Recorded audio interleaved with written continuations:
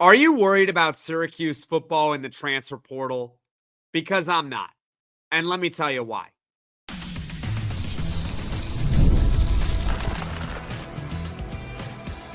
You are Locked On Syracuse, your daily podcast on the Syracuse Orange.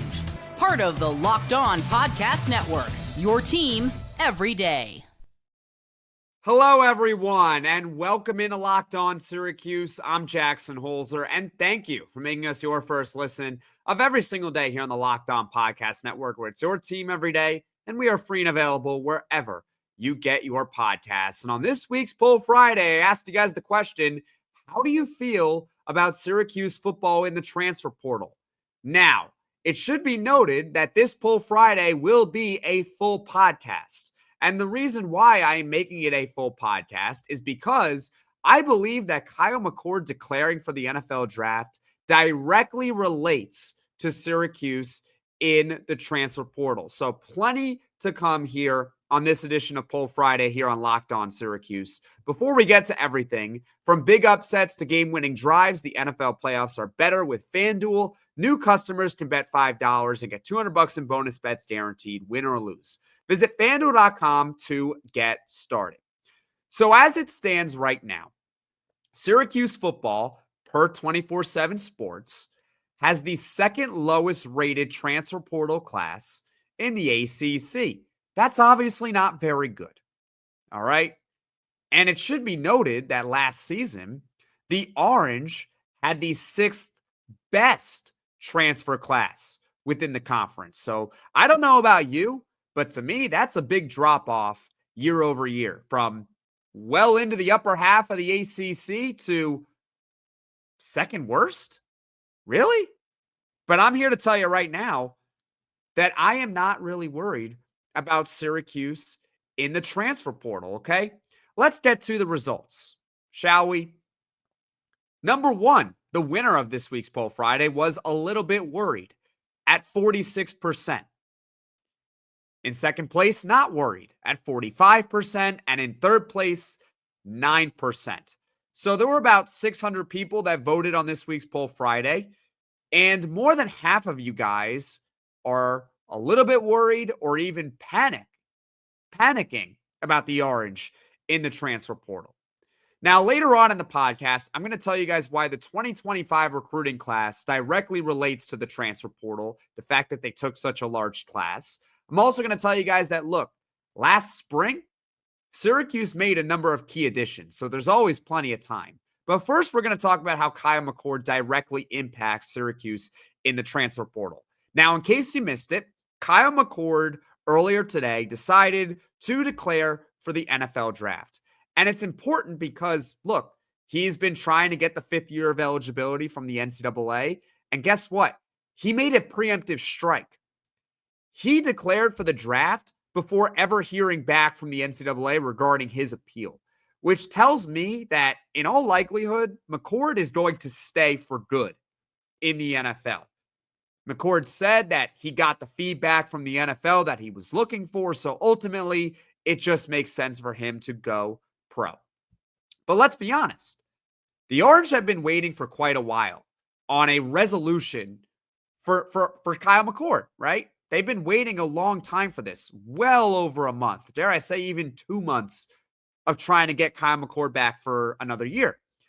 Because Syracuse was waiting on the decision from either the NCAA or from Kyle McCord himself, in all likelihood, and we talked about this yesterday with 24/7 Sports insider Mike McAllister, the Orange have been holding back NIL money just in case Syracuse was getting back Kyle McCord, because we know if Kyle McCord was coming back, he wouldn't just be coming back out of the goodness of his heart. They were going to have to pay him a pretty penny in order for him to return. So they've had to have this NIL money just sitting there. So what does that mean? Why am I not worried now about the portal? Because guess what? That NIL money that they've had existing for Kyle McCord, I imagine it's still there. I don't know what the exact dollar amount is, but it's got to be pretty high. And now the Orange, because they finally have the resolution on McCord, they can simply funnel that money down to getting other players in the transfer portal. Think about some of the guys that they've missed on in the portal. And a number of them, the guys I'm going to mention right now, they had visits lined up with Syracuse, but committed to other schools before going on the visit. Miles McVay from Alabama to North Carolina, Sasha Garcia, Elijah Herring. These are examples of players that had visits with Syracuse, but ultimately committed to another school prior to visiting. We talked about it with Mike McAllister. A big reason why is probably because of NIL money, which Syracuse had stored in case Kyle McCord was coming back. Guess what? He's not coming back. All that money is just sitting there waiting to be funneled down potentially to other players. I'm going to give you guys an example. And it's not really apples to apples, but it's an example of a university using money that they had stored for one reason, but decided to change its plan and then use the money to get other players. The University of Florida and head coach Billy Napier. Follow with me here for a second, okay? Billy Napier was on the hottest of hot seats early on in the 2024 college football season. They weren't winning a lot of games. Florida is historically a very good program. They've won a number of national titles. They want to win in Gainesville. And Billy Napier was simply not getting it done. So much so that the university raised the money to buy out Billy Napier when they were going to fire him. But all of a sudden, something changed. Something changed in Florida. What happened? They started winning games. And they started looking better down the stretch. And they have a quarterback that they believe in DJ Lagway. So they raised all this money to fire Billy Napier, but at the end of the day, they decided to keep Billy Napier for another year. And we'll see if that's the right decision or not for Florida. But the bottom line is this, and this is the most important part of the story. They used all of that money that they were going to have to buy out Napier to funnel it into their 2025 recruiting class. And not Syracuse, and Florida football ended up with a top 10 recruiting class in 2025. In fact, they flipped a 5-star wide receiver from Oregon to Florida in large part because they used all of that money that they had for Billy Napier to fire him on players instead. So how does this apply to Syracuse? You could take a very similar approach. You had all of this money stored for Kyle McCord in case he returned. Well, now you know he's going to the NFL. It's done. It's over. I'm upset selfishly because I'm a Syracuse fan and a Syracuse alum, but I'm obviously happy for Kyle McCord, right? Obviously. It's a great decision. And I wish him nothing but the best. But now you got all this money sitting there that you had for Kyle. He's not coming back. I imagine that Syracuse is going to use that money to get other players in the portal now to shore up some other needs. Some of those other needs, they're clearly looking at a defensive back. They want to get a linebacker as well. They need a linebacker. And who knows, maybe they pursue an offensive lineman here or there. But the bottom line is this. You had all this money stored for Kyle McCord. He's not coming back. If I'm Syracuse, I'm using that NIL money that I had stored to funnel down to other players. Let me know what you think in the comments section below because I'd love to hear your thoughts on this. But that's my theory. How Kyle McCord directly impacts Syracuse football in the portal. Simply use the money on other players now. All right? Now, that's one reason, in my opinion, why you shouldn't really be worried because, well, now they got some money freed up. But coming up, I'm also going to tell you guys, look, there's a spring transfer portal window, and Syracuse last season made a number of key additions in the spring. So stick with me here on Locked On Syracuse. This is a message from our sponsor, Intuit TurboTax. Are you tired of the endless waiting, wondering, and worrying about your taxes? Well, now that's a thing of the past. You see, taxes don't need to be complicated or stressful. TurboTax is here to change the game by matching you with a TurboTax expert who can get to work on your return right away. No more waiting for answers, no more wondering if you're missing out on deductions. Whether you've got one form or 20, TurboTax experts give your taxes their undivided attention while you get real-time updates on their progress so you can focus on what really matters. You won't have to lift a finger, but you'll get the peace of mind knowing that your taxes are being handled by the pros. Ready for stress-free taxes and the most money back guaranteed? Head over to TurboTax.com today and get matched with your expert who's ready to take your taxes off your plate so you can focus on your day. Only available with TurboTax Live full service. Real-time updates only in the iOS mobile app. See guarantee details at TurboTax.com/guarantees. Let's say that Syracuse football doesn't make a transfer portal addition for a while.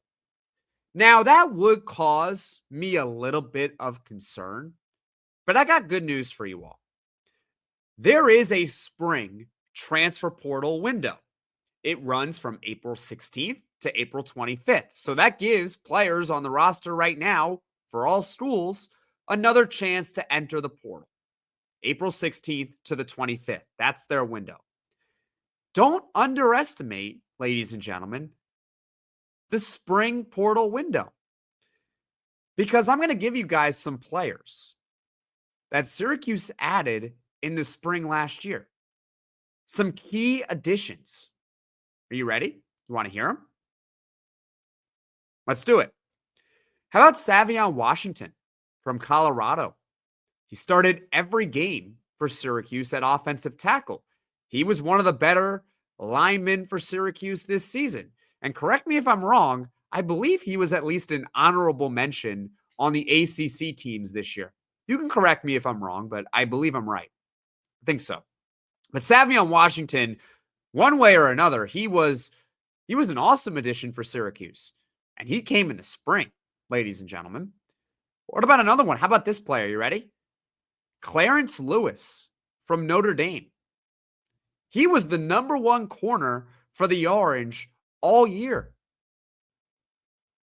And he had some ups and downs, but he was the number one corner. They got him in the spring.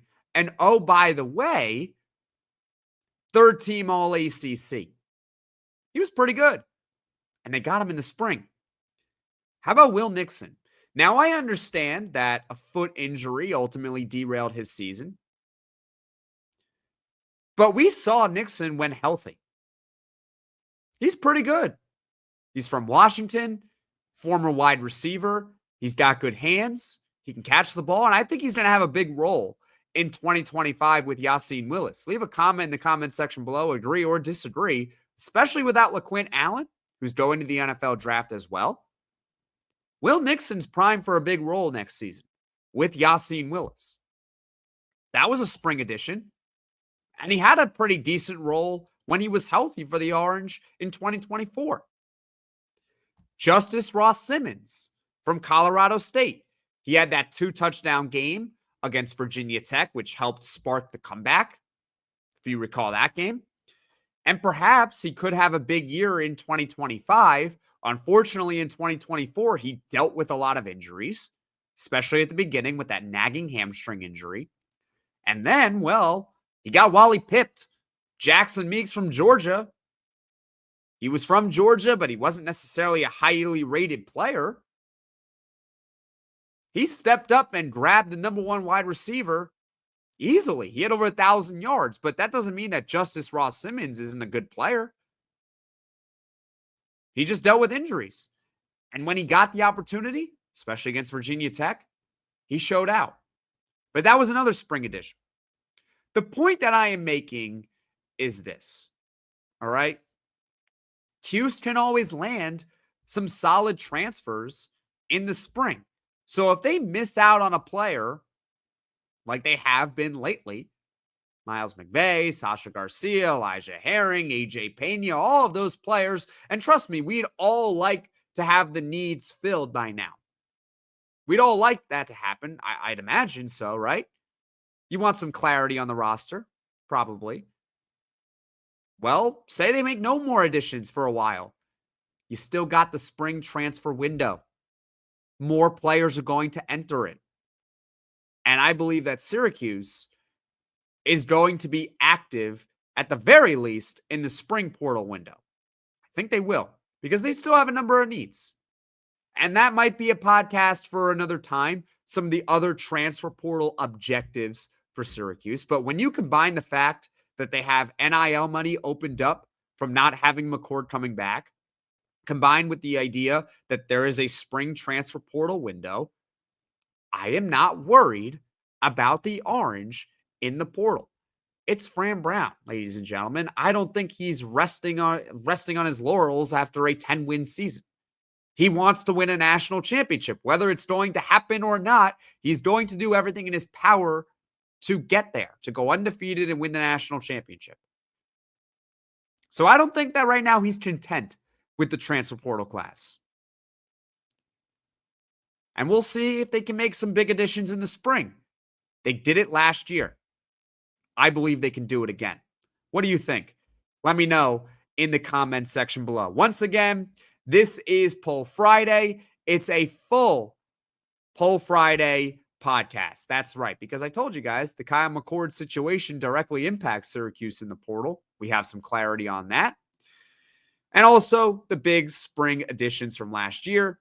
They could always make some additions this spring as well. Now, coming up, I'm going to tell you guys why the 2025 recruiting class also plays a role in Syracuse's transfer class. Stick with me here on Locked On Syracuse.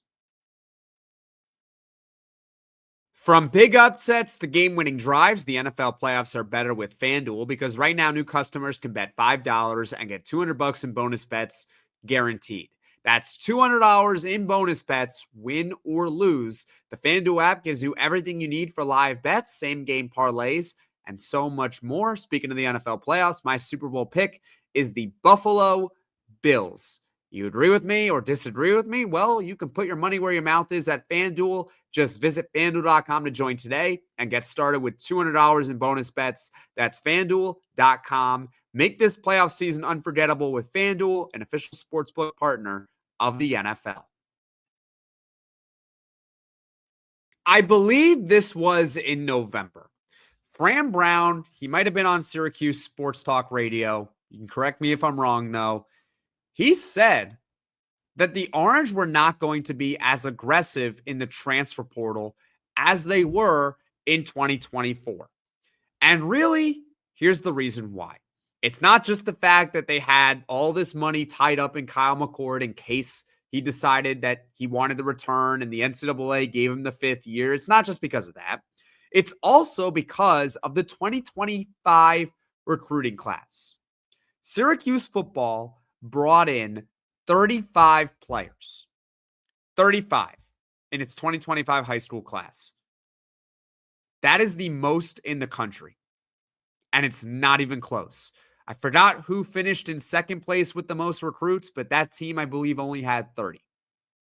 Syracuse had 35. So they took a large recruiting class, which, by the way, is a pretty good class. It's 7th in the ACC. In comparison to last year, they only brought in 26 players, which is still a good number, but that's a 9-player difference. And you only have so many scholarships available. You only have so many. The NCAA is constantly changing how many each team gets, but the bottom line is that you only have so much, and Syracuse football took 35 high school players in 2025. They're all getting full rides. That means you're going to have to sacrifice a little bit from the portal. All right? So it's very clear that Syracuse football is trying to build young. They're trying to get younger. Because let's be honest about last season, all right? 2024 was a veteran Syracuse football team. Some of the key players, we can just talk about this and rattle them off the top of your head, all right? Let's do it. You got Kyle McCord. You got LaQuint Allen. You got Jackson Meeks. You got Marlo Wax. You got Elijah Clark. You got Aronde Gadsden. All of those players were upperclassmen.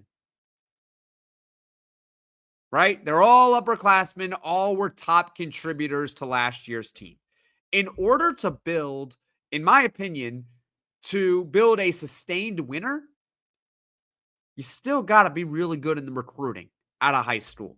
You still got to build from within, and you use the portal to supplement your roster, which is what Fran Brown is trying to do. Whether it works or not, that's what he is trying to do. Would I like Syracuse football to be a little bit more aggressive in the transfer portal? Absolutely. Absolutely. Of course. They're more proven commodities in the portal. But having said that, you want to build a sustained winner? It's still going to come from high school, okay? Also, it should be noted that while Syracuse may not have the quantity of players that it took last year in the transfer portal, they might possibly get some higher quality players.